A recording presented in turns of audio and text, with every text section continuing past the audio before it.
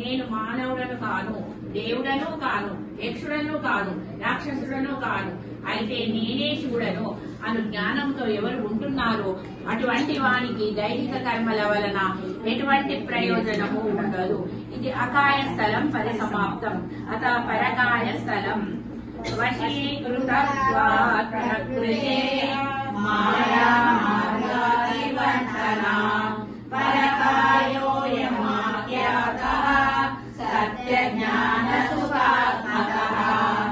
అకాయమే సచ్చిత్ ఆనంద స్వరూపాత్మకమైనందున ప్రకృతిని తన వశం నందుచుకొని మరియు మాయా మార్గమునకు ప్రభావమునకు అతీతముగా ఉన్నందువలన పరకాయుడని చెప్పబడినాడు.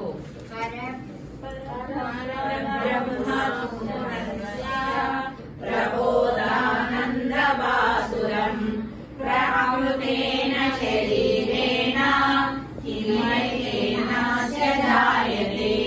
సచ్చిదానంద స్వరూపమైన పరశివ బ్రహ్మమే ఎవరి